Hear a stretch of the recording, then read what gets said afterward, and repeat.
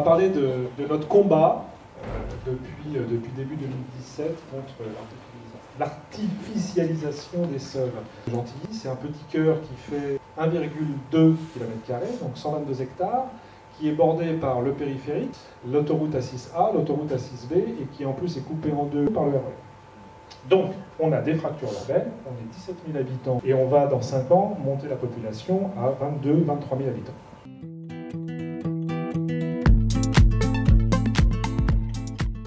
On voit ici la carte de la géomorphologie en fait, de la ville avec la fameuse trame verte qui est la vallée scientifique de la Bièvre ici.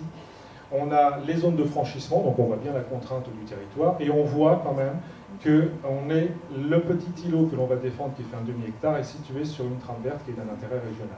Donc tout ça, ça a été compilé dans le PLU PATD. Donc on n'a absolument pas compris pourquoi les élus ont décidé d'en faire de la promotion immobilière pour y accueillir des bâtiments qui pouvaient monter jusqu'à 27 mètres de haut.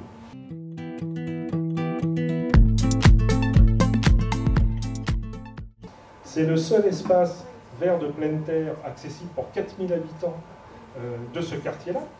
C'est évidemment le lieu de respiration, de détente, c'est un lieu de calme, de rencontre. Il forme une réelle continuité écologique entre les parcs de Montsouris, la Petite Ceinture et la vallée de la Bièvre. Et c'est un réservoir intermédiaire de biodiversité.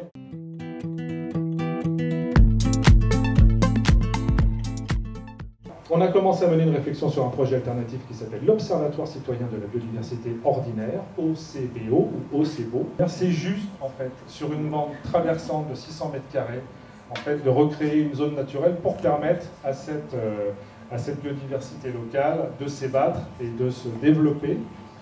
Et en même temps, d'y associer un projet de sciences participatives. Pour nous, apporter une méthode scientifique, c'est une vraie démarche critique qui permet d'accéder à une véritable démocratie et une citoyenneté. Merci.